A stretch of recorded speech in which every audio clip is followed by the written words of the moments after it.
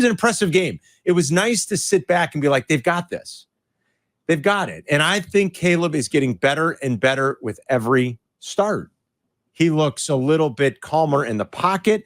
I think it's pretty evident, and maybe Waddle could talk about this a little bit more. I mean, you could too. I mean, he seems to be doing a lot at the line of scrimmage that's on him, which I think is good. They've given him some autonomy. Doesn't it feel that way? That I think they trust him. I feel like the center gave you the blink and fire call yesterday. Yeah. That's great to have that boom mic down there until it backfires on you.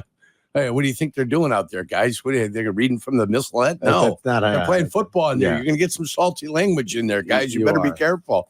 And he goes, I know, or I see it. He had not acknowledged the fact that that was happening. There was a fifth guy coming in on a little bit of a blitz. So that's good. That's fun. It seems like Caleb's looked like the orchestra conductor yesterday.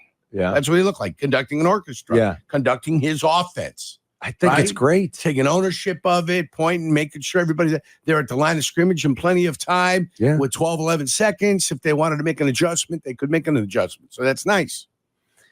I don't know how the Broncos are 3-2, but they are. The Bears are 3-2. You know how? Sean Payton. He's a coach, Arm.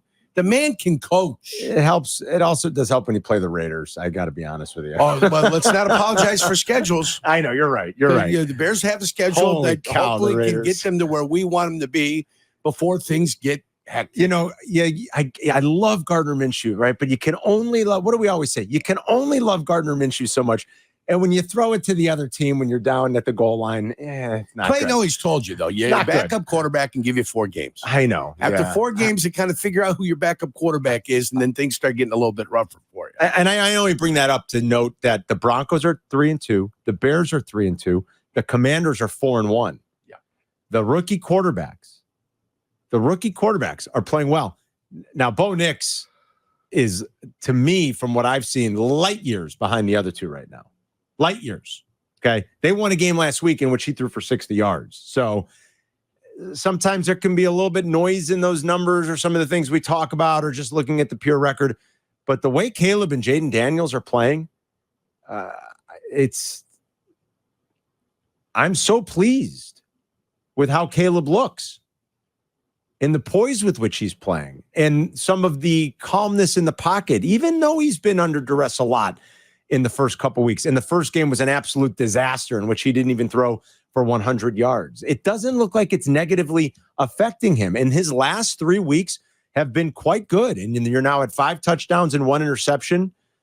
It's 2 games, in the last 3 weeks in which he's over 300 yards passing. For what it's worth, people want to know he's on pace for a little over 3,700 yards. Danny Zetterman asked us in our meeting, well, if he gets to the end of the year and it's only 3,700, I'm like, stop. If they're 10-7, and Caleb's quarterback rating for the season is 98, and he's thrown 20 touchdowns and let's say 9 interceptions, 10 interceptions, 22 touchdowns, 10 interceptions. I'm like, it doesn't have to be 4,000 yards. If he plays like this, we're going to be happy because he's getting better as the weeks go by. Yes. And that's what's important, don't you think? Yes, I do. I absolutely do think that. All right, let me give you a little something about the NFC North. You ready? Yes, please. Currently on a 9-game win streak, the NFC North, all teams. Minnesota's 1-5, Detroit 2, Green Bay, after losing to Detroit, they win again. They're up 1, and the Bears are on a 2-game winning streak. Every team has got a positive point differential. By at least plus 20. At least plus 20. Every team has got a positive a differential like that. They've got 11 victories between the 4 of them.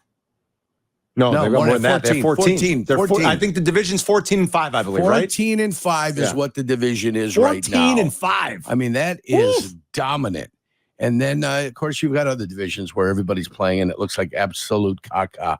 The NFC South, which we thought was going to be a garbage division, is a garbage division. Garbage. Unfortunately, you've already lost to 2 of them.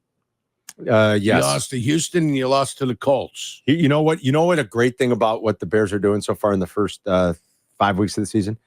The Bears are 2-0 against the conference. The Vikings are obviously perfect. They're 3-0. Atlanta's 3-0. Those are the only undefeated teams right now in the conference. And I only bring that up to talk about tiebreakers. You realize San Francisco's 0-3 versus the conference right now? That's huge. Seattle's 0-2. Huge. You play Big. Seattle, you play San Fran, obviously. Huge. Yep. You were saying early in the year, don't be shocked. 3 teams from the North make it. 3 teams above 500. Can all 4 teams make the playoffs from one division? I mean, I guess they can. Yeah, it's a possibility. I mean, you can. There's nothing in the rules that say, no, you can't all make it. Can you imagine that?